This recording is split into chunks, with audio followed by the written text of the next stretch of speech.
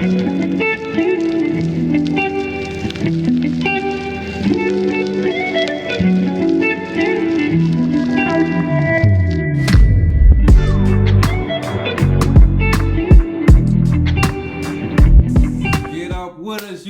what's going on? What is up, y'all? We are back again, and what do we have for them today? We are going to talk about how much money does this organization called Jehovah's Witnesses make, and how do they even do it? Because we always thought of it as just a religion.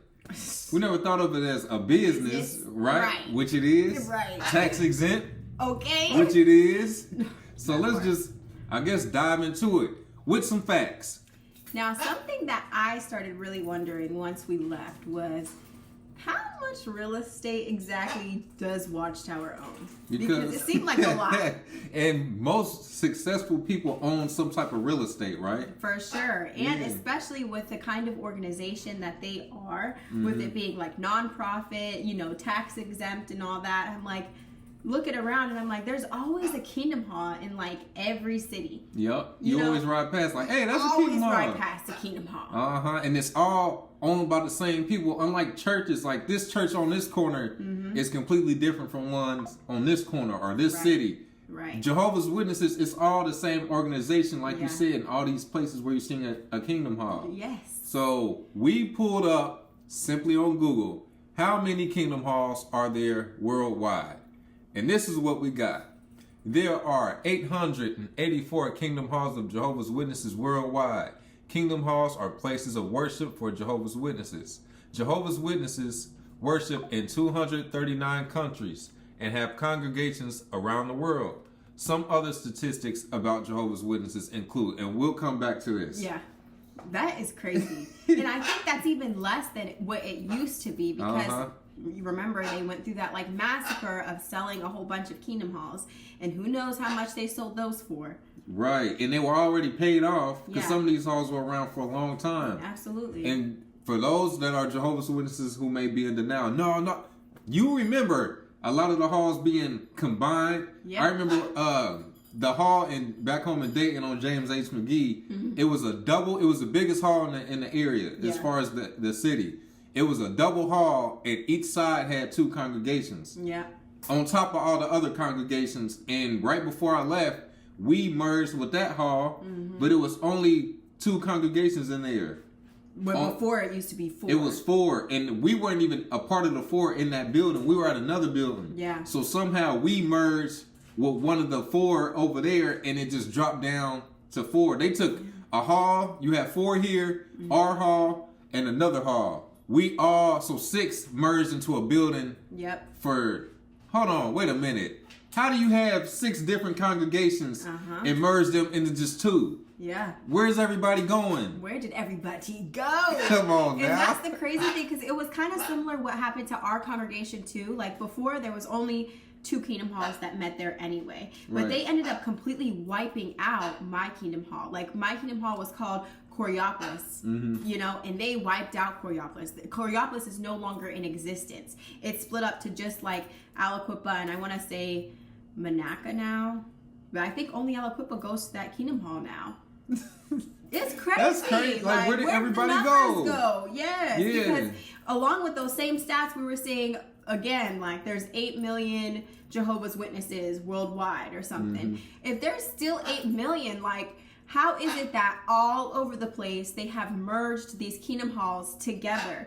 And I remember before, like at the Spanish Kingdom Hall that my grandparents would go to, like you would look around, it was packed in there. Yep. And then you couldn't find parking. No, and I went there like more recently. When I say that, like probably 4 or 5 years ago, maybe even 6 years ago now. But anyway, looking around, I was like, dang, where is everybody? Like the Kingdom Hall was empty. And they ended up merging with another Spanish Kingdom Hall too. Like there's mergings happening everywhere. It is. You know? And it's like, but we're still 8 million? You know they tweaking the numbers in the yearbook, because if all these Bible studies and baptisms are going on, the 8 should have been closer to 9 at some point. But how is it growing so much, but it's not getting nowhere? And you physically look around the Kingdom Hall, like you said. I remember if you was late, you was gonna have trouble finding parking, and you was gonna have to sit in the second school. Definitely sit in the second school. You could come in late, like toward the end of when I was going. You got the guaranteed parking spot and seats. Yeah, it was empty. And in you there. got seats like you could still sit in the back row if you wanted to. The second school wasn't even open no more a lot of the time. No, that is so crazy to me. I feel like the real question too is who exactly are they including in this 8 million people identify as Jehovah's Witnesses? Because we've said this before, but we've never been announced, never wrote in a letter, nothing like that. So it just looks like we're inactive.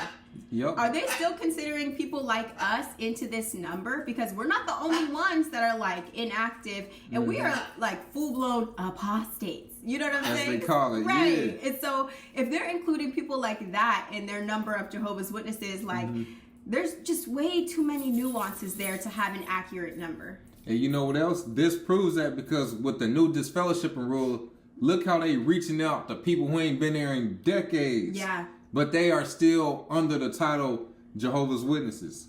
Oh, that is so true. Yup, so everybody counts. I meet people, even like patients and stuff, who still identify as Jehovah's Witnesses, you know what I mean, but have not followed any kind of Jehovah's Witness anything for the past 30 years. Yeah. You know, but they identify as them. I think a better question would probably be how many active Jehovah's Witnesses are there? And I'm sure that number is a lot lower. Oh, by the looks of the Kingdom Hall. I'm sure. And this is something interesting to look at because they always brag about, oh, we don't collect tithes or money. We do voluntary donations. But you are also guilt tripped to donate because if you don't, they bring in the example, oh, the poor old widow came in with just little coins. Yeah. And what are you able to do? Exactly. So you are forced to be like, dang, I need to give my money. So just imagine this. We'll say a flat 8 million witnesses. Yeah.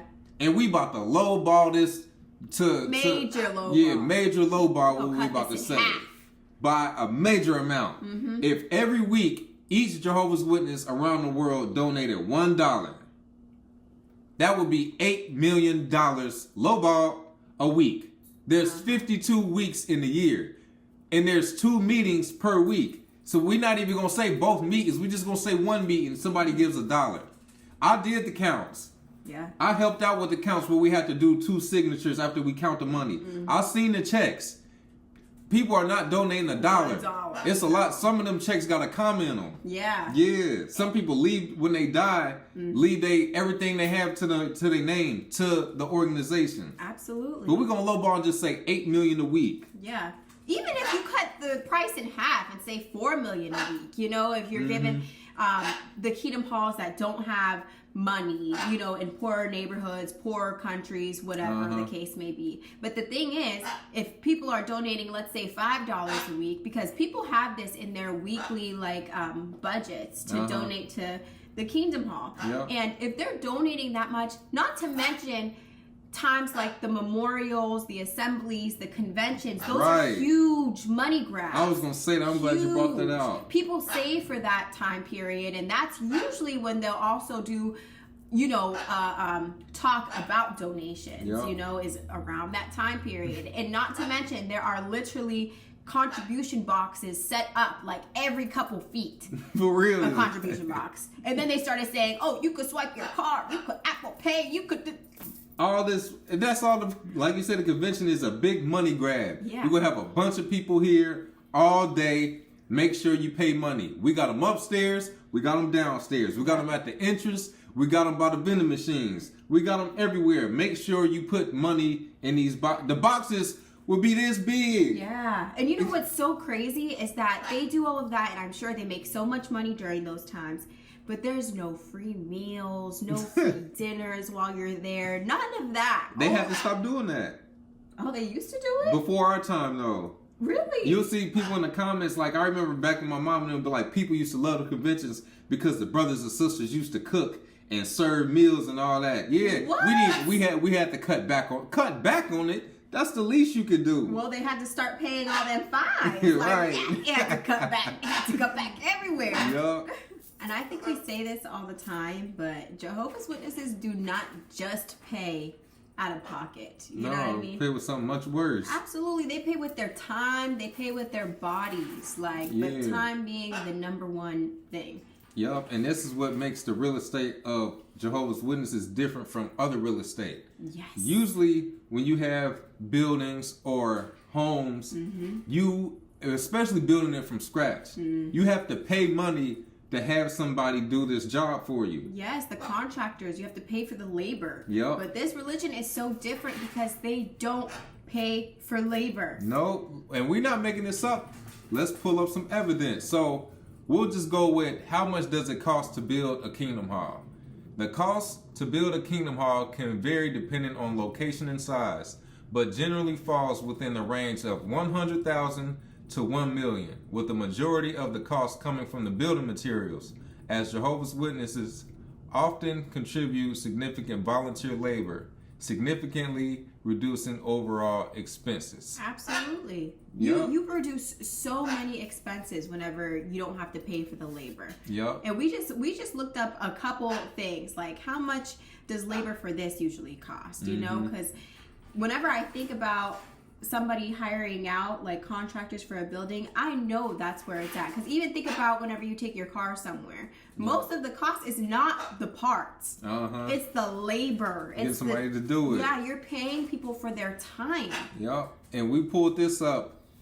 How much does labor cost to build a kingdom hall? And we also got this one.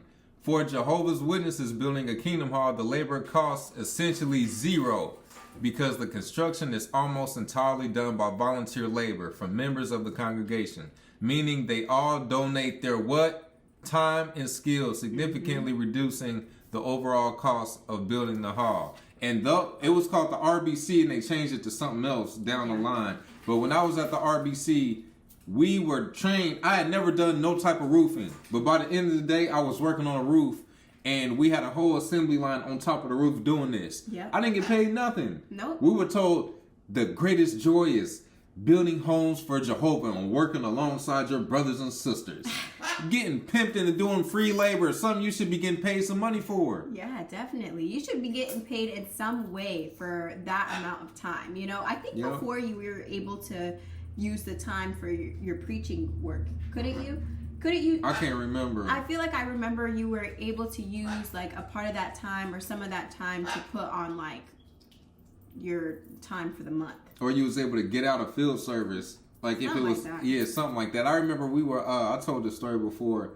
The lady, she was a sister, but I had never seen her before. She didn't come to the hall. She might have been woke. Yeah. Her dad owned some land, and she lived in the house next to this land. And they worked out a deal to build Kingdom Hall on this brother's land, but the deal was when it was time for siding to get done on her house, the brothers had to do it, and I had to do that. This went on for like that whole, I feel like it was the whole month. It was the summertime, and so I was getting out of doing field service because the elders asked me, being one of the only young people, to help out next door at this house doing the siding. And her siblings was pissed, so they obviously knew about Jehovah's Witnesses. And didn't feel like the land shouldn't have went to them. Shouldn't have went to them. Nope, they got the free land. Yes, people put so much in their will to the organization, like houses and land, all these things that really should be staying within the family and going to the family if they have any, you know. And a lot of times they do have somebody. Like, it shouldn't even matter if the person's disfellowship. It shouldn't matter. That stuff should stay within the family. Exactly. Why are you giving it to a whole enterprise that already has land, already has real estate, already has all these things, and you're leaving your family out to fend for themselves instead of creating that generational wealth and keeping those things within the family? That's true. So we really just looked up like the top 3 things. I felt like roofing, plumbing, electricity. So for how much does it cost to add a roof to a building? It says the cost of adding a roof to a building depends on the size of the roof, the type of materials used, and the labor required.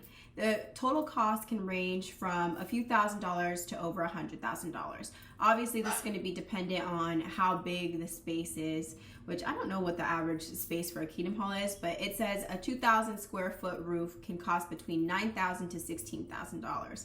I feel like that's a pretty good range. Or a 2,500 square foot roof can cost between $11,250 to $20,000. So let's just say $10K for that. And now we have plumbing. The cost of adding plumbing to a building can vary widely from $1,500 to $17,500 on average. And of course, it depends on many factors, including the size of the building, materials used, and labor required once again.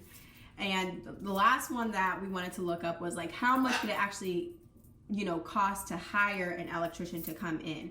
And the cost to hire an electrician for a building can vary significantly depending on the project size and complexity, but generally ranges from $50 to $100 an hour. $50 to $100 an hour. That's crazy. Like, that's how much all these volunteers are like taking out from Watchtower, you know what I mean? Because they're volunteering their time. So they're getting paid zero. Just think about all the brothers that you knew that were good at handiwork. Like, I remember my granddad traveling different areas to Ohio. He went to help with Warwick when that was going on for free. Yeah. A lot of people took off work to do this stuff. Yes. A lot of the brothers were old and retired, climbing on roofs. My granddad was before he retired from the city doing building inspection, he was a plumber. Yeah. Doing plumbing for the hall. Yeah. Getting calls, especially the elders, 9 o'clock, 10 o'clock at night. We had this happen up at the hall. They up there all day or first thing in the morning. Yeah. For what? They own all these kingdom halls, not having to invest in the real estate really to get all this labor done. Free labor from you, and they turn around and sell it.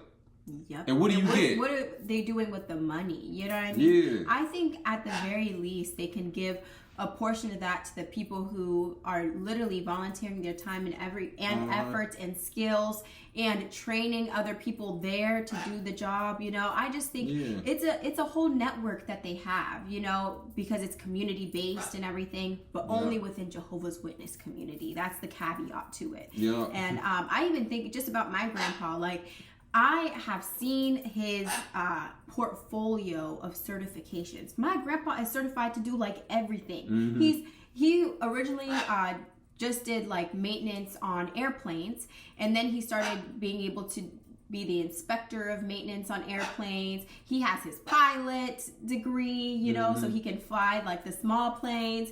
He has HVAC, he has electrician, he has all kinds of like, certificates and things he's able to do, and there's multiple people like that in the organization who are volunteering their skills. And we just covering some of the things they do for money. I'm sure it's things that we don't even know about that they tied in, because this has been a billion-dollar business for a long time.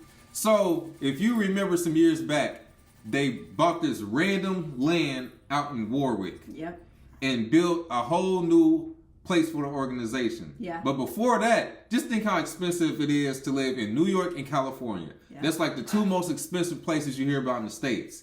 They own this franchise of buildings in New York for a very long time. And then they sold it.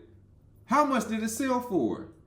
I'm sure they didn't make it public to the brothers and sisters and be like, yeah, we just sold this much. Right. So let's pull up. We'll just show the heading of it. Jehovah's Witnesses Watchtower building in Brooklyn sells for $340 million. How many members is it? About 8 million?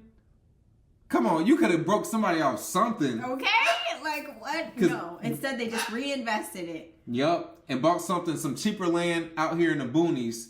And I'm sure that land was a lot cheaper than New York. Yeah. New York City itself, in Brooklyn. And this is some of the things that Watchtower does with the money. Yeah. They sold, and this is just Brooklyn. This is not calculating all the kingdom halls that got sold that they been had paid for.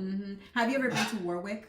No. I've been to Warwick, and like anybody who's been there, they know it's like super updated. Like they have like environmental biodegradable like roof and stuff. Yeah. They have all kinds, and even just the electronics like in the main part of Warwick, it's very updated. It's like a smart building, right? Stuff and yeah, I heard about it.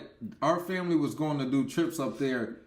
I never wanted to go, honestly. Yeah, like it was enough doing like family night and having to do the trivia games and stuff.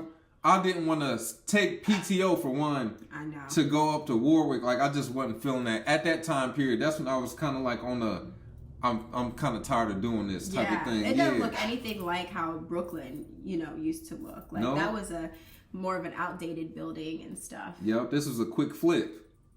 Yes. Yep. So in a nutshell, about how much real estate does the organization own worldwide? Money-wise. Well, let's pull it up, because we don't just make stuff up, as they say apostates do. Okay. Apostate lies and literature. We just go to jw.org or just look it up or go on Google. So here, you want to read this one? Yeah, it says, according to available information, Jehovah's Witnesses own a significant amount of real estate worldwide, with estimates placing the value of their properties, particularly concentrated in their former Brooklyn headquarters, at well over $1 billion, with some resources even suggesting it could reach closer to $1.5 billion. However, the exact total is not publicly disclosed by the organization. And that's the grimy part. Yeah. They not even going to tell you. And this is something I want to bring out. We saved this to the very end. Mm-hmm. They always brag about how they handle money and how they treat the members when it comes to money. Yeah. And you don't think to look none of this up as a Jehovah's Witness. They announced the counts report. I want to say it was monthly. Yeah. Can't remember. But they would always say, you can always, even as a visitor, go to the back of the Kingdom Hall, and there on the board, the counts are posted. Yeah. And then at the assemblies, they may talk about the counts. Mm-hmm. But then it stops. You don't get to go, all right, well, at the hall, these are the counts. You made this much. We owe this. The assembly maybe. What about the organization? Mm-hmm. Go to your elders, if you are a Jehovah's Witness, and ask them, or call the headquarters and be like, what's the counts for the organization? How much money do we have right now as a whole? Yeah. We're all brothers and sisters, Jehovah's family. How much money do we have? Yeah. You are not going to get that information. I'm not going to lie. I brought this up before to another Jehovah's Witness. This was whenever I was leaving out. Mm-hmm. And she wanted to go have lunch one day. I went and had lunch with her. And we just got to kind of talking about it. And I'm like, they make a lot of money, mm-hmm. and I'm just kind of trying to fish, see where her head is at. She's like, yeah, they do, but they also, there is so much work that they do for all of these other countries, these poor countries. They help them a lot. They rebuild other people's houses, whenever they get destroyed in a earthquake or a tornado. I'm sure a lot of you guys remember whenever Puerto Rico had the big hurricane over there, and a lot of people went over there and fixed up different brothers and sisters' houses. Mm-hmm. But just think about this. How much money is that really costing? Because the only thing that they're spending their money on is the material. That's it. Yeah, because anybody else who's volunteering for it, people who were part of the RBC and stuff, they're buying their own ticket out of there. Mm-hmm. They're staying with people who are there in the area, who live in Puerto Rico, you know what I mean? And all the labor is being done by them. Exactly. So that's the least that they can do. Because you have to also remember that this is a nonprofit organization. Mm-hmm. So their bookkeeping has to show that too, that they're reinvesting, into their own organization. So spending a small amount of money and fixing, these things is nothing in comparison to what they're actually bringing in. It's investing in the reason behind it. Say the Kingdom Hall gets destroyed. It doesn't cost us nothing because we write this right back off and we're insured on this stuff. We just need somebody vulnerable enough to go do it. Hey, go over there and fix that for me. Yep. It's not costing me nothing. If anything, like you said, it's costing you. Yes. You go over there and you do the work for us. Yes. We have to pay taxes on all of our money. When we go to work, they tax our money. When we go and we purchase something, they tax our money again. We get taxed, 2, 3, 4 times, you know what I'm saying? Versus them, they are getting our already taxed money and not needing to pay anything out of that. It's a genius move. Now to bring it all home, what's the purpose of Jehovah's Witnesses? We were always told it's just this one true religion that God selected out of all the people on the earth that are going to save the world, and then he's going to wipe everybody out and just keep the Jehovah's Witnesses. Mm-hmm. But in reality, it's just a business. And this is how the business works. We have a group of people that give us money. Mm-hmm. We convince them that they got to give us money because their life depends on it. Uh-huh. And then you also recruit more people to bring us more money. Mm-hmm. Even if and more labor. So even if this person right here is old and don't have no money, that's cool. Because this one person will grab 5 people. And out of them 5, some of them will bring us some money. Yeah. And all the money goes where? Goes up to the top of the ladder. Just like what? Pyramid scheme. A pyramid scheme. We did a video on that. Yeah, we did. And that's how this organization works out. And if we are lying, just look at most of the brothers and sisters. I'm not saying all, because you'll have some witnesses. Oh, I went to a wealthy Kingdom Hall. Yeah. Good for you. But everybody's hall wasn't like that. And a lot of people are struggling because they are told not to get degrees, not to go to college, not to work extra jobs that interfere with the meetings. So a lot of people are poor. Yeah. And the people that have the most money are the ones at the top who don't have to get up and go to work. Yes. And see, even that rhetoric works against them, because you would think if they really wanted a lot of money from their members, they would encourage them to get, you know, a well-paying job in education.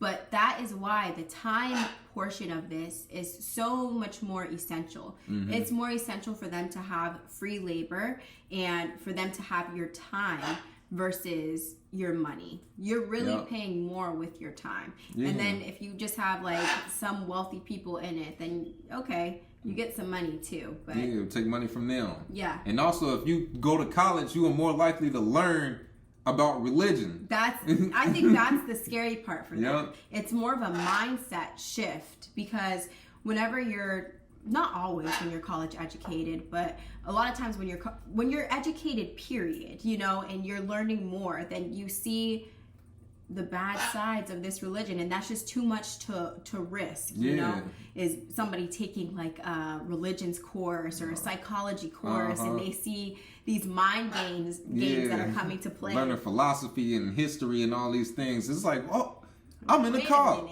Yeah, so they can't risk that. The theology courses, all of that. Yeah, and then being around other people besides Jehovah's Witnesses. Yeah. Yep. So you need to work is minimum. You don't need to talk and hang around other people that are not Jehovah's Witnesses. You might learn something or hear something. Yep. Yep. And let us know what y'all think about this, because there are people that actually were in Bethel or were elders that may have more insight than we have. Oh, I'm sure. Yeah. So drop that in the comments. Drop it in our Instagram at Awaken Truths IG. We back on TikTok. That's at Awaken Truths LLC. What else we got for them? I have our healing journals, the PMO edition and the regular edition. And that's about it. Don't forget to like, comment, and subscribe. And we will catch you on the next one. Peace.